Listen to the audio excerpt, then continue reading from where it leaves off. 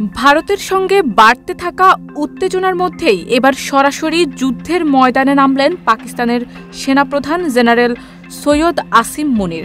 সামরিক পোশাকে সজ্জিত হয়ে সীমান্তবর্তী এলাকায় ট্যাঙ্কের উপর দাঁড়িয়ে কড়া বার্তায় নিজের বাহিনীকে উদ্বুদ্ধ করলেন তিনি। তার দৃঢ় এবং জোরালো ভাষণে যুদ্ধক্ষেত্রে জড়ো হওয়া সেনারা জিন্দাবাদ স্লোগানে প্রকম্পিত করে তোলে চারদিক।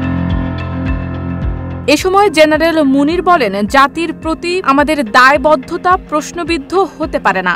শত্রুর চোখে চোখ রেখে জবাব দেওয়ার সময় এসেছে। এদিকে বিশ্লেষকদের মতে কোনো দেশের সেনাপ্রধানের সরাসরি যুদ্ধমঞ্চে উপস্থিত হওয়া কেবলমাত্র শক্তি প্রদর্শনেরই বার্তা নয়, বরং তা জাতীয় মনোবল জাগিয়ে তোলার কৌশল হিসেবেও কাজ করে। সানবিট সব দিবে সামাল। সানবিট ম্যাজিক প্রেস ডিশওয়াশিং এর মাথা ঘোরানো সলিউশন।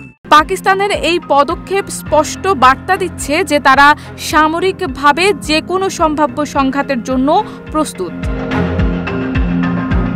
এই ঘটনার পরপরই পাকিস্তান বিমান বাহিনীও আকাশপথে তাদের মহড়া জোরদার করে। ইতোমধ্যে যুদ্ধ বিমানের ঝাঁক আকাশে চক্কর দিতে শুরু করেছে ভারতের সীমান্তবর্তী এলাকায়। সেনাবাহিনী ও বিমান বাহিনী উভয় শাখা থেকেই বারবার জানানো হচ্ছে, জাতীয় নিরাপত্তা বিঘ্নিত হলে তার দাঁত ভাঙা জবাব দেয়া হবে। এদিকে রাজনৈতিক মঞ্চ থেকেও চলছে যুদ্ধের সুরে বক্তৃতা। পাকিস্তান পিপলস পার্টির চেয়ারম্যান বিলওয়াল ভুট্টো হুঁশিয়ারি দিয়ে বলেন, সিন্ধু দিয়ে হয় পানি বইবে, না হয় বইবে রক্ত।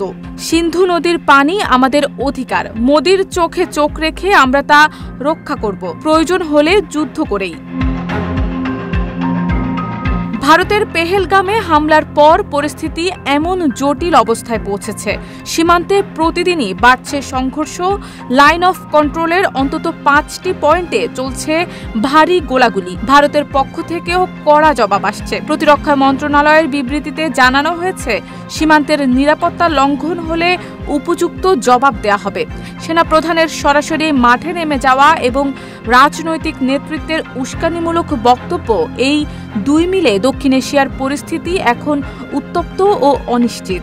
আন্তর্জাতিক মহল থেকে শান্তি ও সংযমের আহ্বান জানানো হলেও বাস্তব ময়দানে তার খুব একটা প্রতিফলন দেখা যাচ্ছে না। শারমিন নিশু, ঢাকা পোস্ট।